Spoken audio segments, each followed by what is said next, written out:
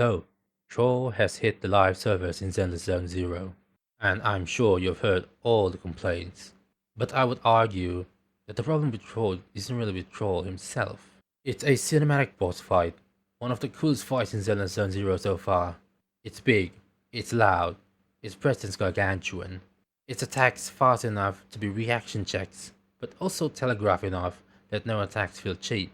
It has a fairly consistent moveset that doesn't put the players at the mercy of RNG. It has the makings of a top tier Souls-like boss. It's also fairly buggy, but we'll get to that later. So what is the problem with Thrall, you ask? Well, the problem isn't so much as Thrall itself, as much as it is the game mode he's stuck in. Deadly Assault. Deadly Assault. Dead ass. Probably the closest thing Zenless Zone Zero has to a ranked mode. A haven for high-level players and score chasers to continuously improve their skill. It's also the closest thing Zenless has to a boss rush mode. The problem being that the mode emphasizes the rush part of boss rush instead of the boss part. It's a time mode. 3 minutes to deal minimum 15k worth of damage points in addition to 5k performance points for 20k clear. That earns you a full 3-star per boss. Yippee. But the 3 minutes is a misnomer more often than not. I got you for 3 minutes! 3 minutes of playtime! Because of course it is. In reality you have around 2.5 minutes to actually damage the boss, give or take. Cinematic phases? The clock doesn't stop. What is supposed to be a downtime for you to take a breather becomes a source of stress, because time keeps ticking, and you are doing damage to the boss. You're playing to the boss script, and there isn't much you can do about it. It's a similar feeling of frustration a player might get when playing against a zoning character in a fighting game. The zoner dictates the pace of the match, and you have to play in accordance to it, but the clock keeps ticking down. The more the zoner stalls, the less opportunity you have to deal damage. As your health trickles down, your options become limited, and you get impatient. And trust me, I know how that makes people feel, because I am the zoner. But that's in the context of a PvP game. The scenario can always be flipped on account of human factors. But when it comes to PvE, it is entirely at the mercy of the encounter design. Unless the designer made a backdoor solution for you to opt out of a fight's gimmick to turn the fight in your favor, there isn't much you can do. To clarify, that doesn't make the boss hard per se. I can still clear Thrall with X character, someone says. And so did I. With Billy. And without using any stunners at all. But what many people are saying isn't that the boss is hard, but that it's not a fun Deadly Assault boss. And a lot would argue that neither are Miles McPhee and Defiler. And I would argue further that Thrall isn't even the worst offender of the three. It's just that Thrall is the straw that finally breaks the camel's back. Fool me once, shame on you. Fool me twice, shame on me. Fool me thrice, I will send you to Jesus. and we all know why they do this. Does window to deal damage? Look no further than the convenient banner featuring the shiny new unit that either deals or enable units to deal higher amount of damage. It's a business decision. We all know that. That doesn't make it feel less shit. Which is a shame because Thrall boss fight has a lot of things going for it. As mentioned before, it ticks a lot of boxes that makes for a great Souls-like boss. Problem is that Zenless Zone Zero isn't a Souls-like, and neither is Deadly Assault fit for that kind of boss. In many character action games, bosses that have invulnerability phases or scripted gimmicks usually have solutions to cut those scripted gimmicks short. It rewards the skilled and knowledgeable players. And I would like to point out that Zenless already does that. Just not in Deadly Assault, but in Shiyu Defense. Shiyu Defense bosses aren't big cinematic bosses. In game they're classified as elites.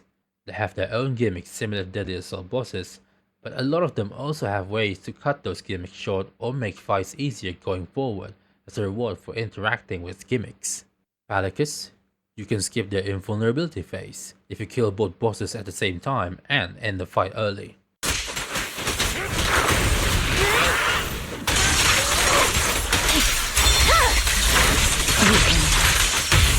The cold is silent. I swear on my blade. Yeah.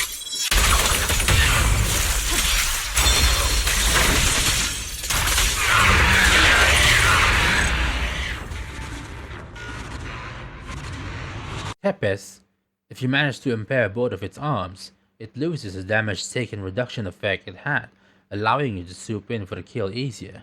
Doppelganger Minato, performing defensive assist against him allows you to impair and crumple him for a short period of time, but also raises his anomaly build-up resistance. Making the decision to do perfect assist on him a decision you make based on what kind of team you're running against him.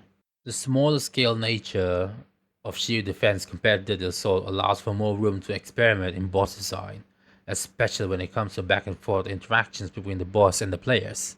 Not to say that Shiyu is perfect, it has its own fair share of problems as well, but the problems Shiyu has aren't necessarily the problems that are plaguing Deadly Assault. The Thrall fight isn't the worst offender of Deadly Assault's problems, but it might be a case of one too many for a lot of people at this point.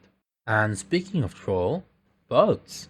Thrall has quite a few of them, and they can be amusing, but the amusement dies down fairly quickly when the bug happens somewhat consistently. Quality assurance is a frustrating job. It's akin to fixing a wheel as it is moving. Well, frustrating for the developers mostly.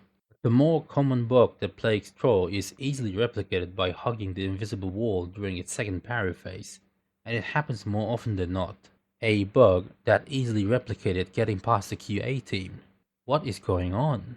When we look back at the releases since 2.0, we've had a new Deadly Assault boss for every single patch. In 2.0 we've had Miasma Priest, 2.1 we've had Miasmic Fiend, 2.2 the Deviler, 2.3 Wandering Hunter, and 2.4 the Thrall.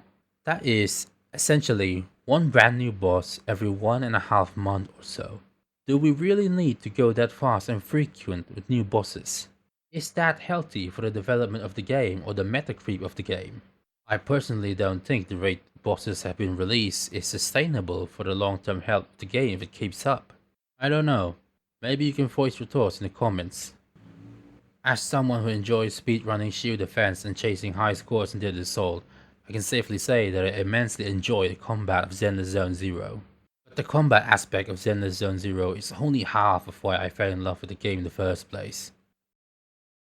I miss how almost every new chapter in 1.x was an introduction to a new aspect of New Eridu.